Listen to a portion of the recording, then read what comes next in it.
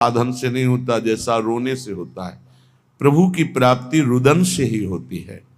कबीरा हंसना छोड़ दे, रोने से कर प्रीति, बिन रोए किन पाइया, प्रेम प्यारा मीत।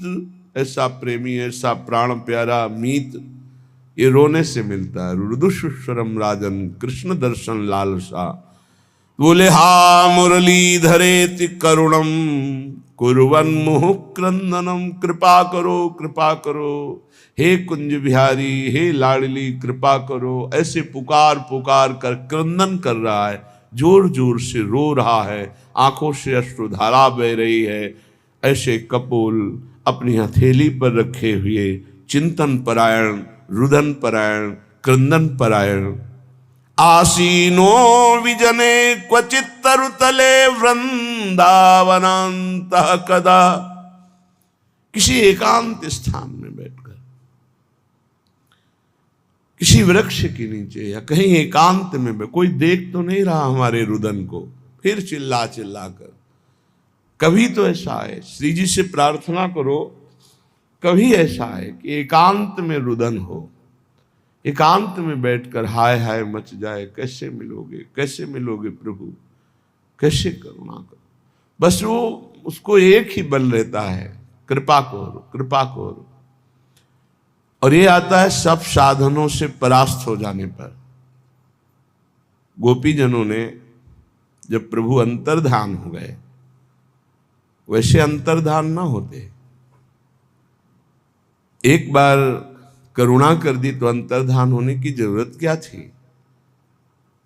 पर एक सौभाग्य मद उदय हो गया कि त्रिभुवन में समस्त सुंदरी स्त्रियों से मैं परम सौभाग्यवती हूं, क्योंकि मेरा प्रीतम श्याम सुंदर मेरे इशारे से मेरे साथ खेल रहा है। बस ये बात ठीक है, त्रिभुवन में वैसे ही पूज्य हैं ये, वैसे ही सर्ववंदनीय है, पर प्रभु को ये बात अच्छी नहीं लगी। जैसे कोई कहे कि मेरे जैसा कोई भजनानंदी त्रिभुवन में नहीं, ये प्रभु को अच्छा नहीं लगेगा। मैं बहुत व्रत वाला, नियम वाला, संयम वाला, ऐसा वैसा ये सब प्रभु को अच्छा नहीं लगता। इतने सुंदर रास रस से तत्काल प्रभु अंतर्धान हो गए। अब कोई मद तो था नहीं, ये तो एक स्वाभाविक स्थिति आ जाती है। इतना बड़ा आनंद समुद्र हमारे इशारे पे नाच रहा है, फिर आ ही जाएगा। उसी को दूर करने के लिए और गाढ़ प्रेम की अपनी स्मृति कैसे आ गई। प्रेम की ऐसी स्थिति में अपनी स्मृति कैसे आ गई। बस इसी को हटाने के लिए, इसी को गाढ़ करने के लिए अपनी स्मृति का विस्मरण हो जाना। आई भी ऐसे ही थी, अपनी स्मृति छोड़कर केवल प्रीतम की स्मृति में आई थी। आई ब्रजनारी सुनत बंसी रो, गृहपति बंधु बिसारे। पर ऐसा रास सुख में एक क्षण के लिए अपनी स्मृति जागृत हुई कि मैं अहोभाग्य, मैं सबसे त्रिभुवन में सौभाग्यशालिनी हूं। ये ठीक नहीं था, प्रभु को ये हृदय में अच्छा नहीं लगा। जे ही अंतर ध्यान हुए, भारी व्याकुलता। एक एक लता से पूछती, तुलसी जी से पूछती, भूमि से पूछती। जब देखा प्रभु नहीं मिले, तब लीलानुकरण करती है। गिरिराज जी को उठाने की लीला, चुनरी तान करके।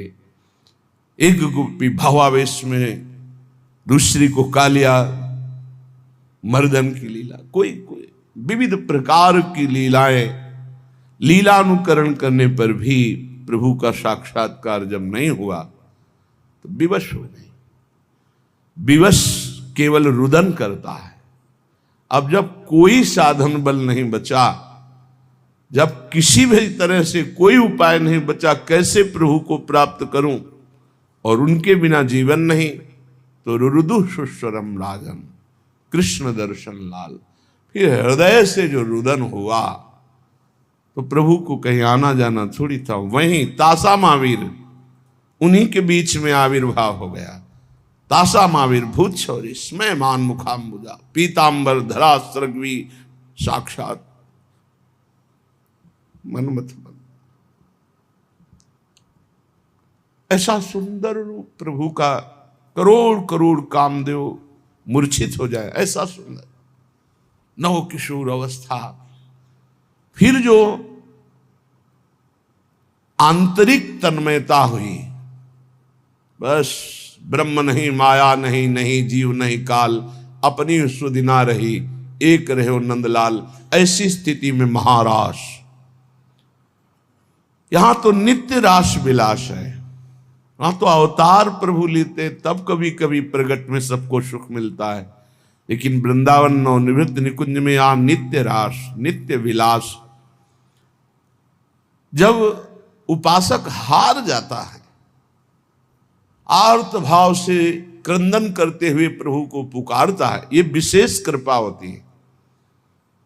कृपा पात्र ना हो तो हारने के बाद निरुत्साहित होकर भोगों में ही विश्राम मान ले, लेकिन कृपा पात्र जब कहीं किंचित कोई अभिमान करता है तो उसके नाश के लिए जब लीला रची जाती है तो असमर्थ होकर वो क्रंदन करता है, पुकारता है प्रभु को। या जब अपना बल उसको लगता है इससे भगवत प्राप्ति नहीं होगी, प्रभु का साक्षात्कार नहीं होगा, तो वो अपने को निरुपाय देख करके फिर पुकारता है आर्तभाव, हा राधा, हा मुरली मनोहर, हा कृष्ण, हा कमल दल लोचन। एकांत में बैठ करके रुदन करता है वो। फिर ऐसे महासुख में निमग्न हो जाता है कि अपने शरीर पोषण, प्राणों का पोषण, ये सब विस्मृत हो जाता है। ऐसा विस्मृत करा देने वाला प्रेम रोते रोते जागृत हो जाता है।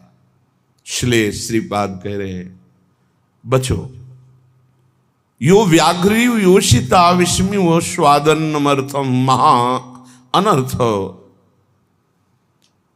ये जवानी बहुत काम वेदना प्रदान करने वाली है, इसलिए इसमें बहुत गलत काम हो जाते हैं, बड़े पाप बन जाते हैं। बड़े भाग्यशाली हैं जो अपने यौवन को पवित्र रखा, वो ही जगत को पावन करने वाले महात्मा हैं। उन्हीं के चरणों में कोटिशा बार बार नमन, जो अपनी जवानी को दूषित नहीं होने दिया, जिनकी यौवन अवस्था परम पवित्र व्यतीत हो गई। उनको क्या कहना, देर नहीं लगेगा, सिद्धावस्था आने में देर नहीं लगेगी। ये जो यौवन है बहुत ही मदांध करके, धर्म भ्रष्ट कर, किसी का भय नहीं मानता, न भगवान का, न गुरु का, न शास्त्र का, बस मनमानी आचरण। फिर जो दुर्गति के आचरण हुए उन्हीं के मिटाने में पूरा जीवन लग जाता है। ये ऐसा नहीं कि एक बार भोग लिया तो बस फिर छोड़ सकते हो, तुम्हारी ताकत नहीं, तुम्हारी ताकत नहीं। विषय चुगा जिन चुगय मन, चुगत कछुक सुख होए, फिर फांसी ऐसी लगे। ये जो फांसी, विषय चुगा केवल दिखाई दे रहा है, लेकिन उसमें जो बंधन है, जो जाल है, वो नहीं दिखाई दे रहा। जो ही तुमने चुगा तो उसका जो जाल है वो फंस जाएगा ऐसे। फिर फांसी ऐसी लगे तेषम दुख न को। अब तो बस वही तृष्णा, वही चिंतन, वही गंदी बात। इसलिए यो व्याघ्री योषिता विस्मी व स्वादन्नमर्थम महा, जो अपनी जवानी को पवित्रता से निर्वाह करने के लिए काम भोग की बात, काम भोग की क्रिया, काम भोग का चिंतन, ये भयंकर विषधारी सांप के समान समझता, नहीं काट लेगा, जहर चढ़ जाएगा। और स्वादन्नमर्थम विषमी, व जितने ही स्वाद के पदार्थ हैं, बड़े स्वादिष्ट लगने वाले, ये सब विष हैं। ये नीच रसेंद्री खा खा के पुष्ट होती है और जनेन्द्रिय आदि से पाप कराती है। श्रीपाद कह रहे हैं, जीवन प्रभु के क्रंदन के लिए मिला है, रो रो कर व्यतीत करने के लिए मिला है। यही दोष हमको प्रभु का प्रेम प्राप्त नहीं होने देते। जवानी को संभालो, पवित्र रखो। कैसे? बोले विस्म्यु स्वादन्नमर्थम, ये जो स्वाद अन्न पाने की चाहत हो गई है बहुत खतरनाक है। ये रसगुल्ला नहीं है, ये बिस्गुल्ला है। जितना खाओगे अच्छे अच्छे पदार्थ उतनी भोग वासना बढ़ेगी। जितना भोग क्रिया करोगे किसी की जरूरत नहीं, अपने आप नष्ट हो जाओगे। कोई किसी को मारता नहीं, अपना कर्म ही हमारा नाश कर देता है। इसलिए विस्मयु स्वादन्नर्थम, स्वादन्न के लिए विष के समान उसको देखो। जवानी को पवित्र रखने के लिए भोग क्रिया, भोग चिंतन, भोग वार्ता, इसको ऐसे समझो जैसे फुफकारता हुआ काला सर्प हो। बस नजदीक गए तो डस लेगा, जहर चढ़ जाएगा। नर्थ प्रायम साधु लोक मिलनम सर्वार्थ विभ्रंशवत। ये महाअनर्थकारी असाधु आचरण करने वालों से दूर रहे, इनका कभी संग न होने पावे। जो जनेन्द्री रसेंद्री के गुलाम हैं इनका संग न होने पावे, नहीं ये संग नष्ट कर देगा। संगम त्यजेत, इनका संग ही त्याग दे। सर्व संगोपहो हिमाम, सत्संग के द्वारा प्राप्त विवेक से साफ संगों का त्याग कर दे जो भजन रंग में बाधा पहुंचाने वाले हैं। डरना नहीं चाहिए। जैसे रिश्ते, नातेदार, संबंधी, मित्र, संसार के और परिजन यदि ये हमें प्रभु से विमुख करते हैं, ये प्रभु की निंदा करते हैं, भक्ति की निंदा करते हैं, भगवत मार्ग की बाधा खड़ी करते हैं, तो हम मन से प्रणाम करके इनमें भी भगवत भावना करके पर इनका कभी संग संभाषण नहीं करेंगे। श्रीपाद के अनर्थ प्राय मसाध लोक मिलनो सर्वार्थ विभ्रंशवत। ये अनर्थ पैदा करने वाले असाधु भगवत मार्ग के विमुख जो है, इनका कभी संग मत करो। ये आपके परमार्थ स्वार्थ सबका नाश कर देंगे। बहुत सुंदर कभी कभी कृपा होती है और अवहेलना हो जाती है कृपा की। फिर जीव जो पछताता है, अब जो हृदय में बिना भजन किए आनंद की स्फूर्ति होती है गुरुजनों की कृपा से, तो उसको रोकने के लिए तप की, साधना की, संयम की बाड़ लगानी चाहिए। नहीं तो चढ़ के मैन तुरंग पर चलिबो पावक माए। यही प्रेम पंथ अति कठिन है, सबको निभत ना है। भक्ति ईर्ष्या का विषय नहीं। जो ईर्ष्या करते हैं, जैसे कल या परसों एकांतिक में एक भक्त भाव वाले बहुत प्रवीण, वो कह रहे थे कि आपसे जब कोई हंस के बात करता है या आपका कोई सत्संग सुनता है तो मुझे बहुत जलन होती है, लगता है सिर्फ मेरे महाराज जी हैं, इनसे कोई बात नहीं करेगा। वो भाई भाव तो तुम्हारा प्रीता कहे, लेकिन ये संसारिक है। जो हरिवंश को नाम सुनावे तन मन प्राण ताशु बलिहारी। ये भक्ति का, हमारे गुरुदेव को, हमारे इष्ट को जो पुकारे, जो सुने, जो देखे, उसकी चरण रज लेके माथे पे धन्य है आप हमारे गुरुदेव से प्यार करते हैं, हम आपको प्राणों से भी अधिक प्यार करते हैं। जो हरिवंश उपासक सेवै सदा सेवता के चरण विचारी। ईर्ष्या थोड़ी, ये कोई सांसारिक मार्ग थोड़ी है। हमारे प्रभु का यश गा रहा है, हमारे प्रभु का नाम जप कर रहा है, तो हम उसकी जूठन लेंगे, उसका चरणामृत लेंगे, उसको बार बार प्रणाम करेंगे। नर्थ प्राय मसाद लोक मिलनम सर्वार्थ विभ्रंशवत।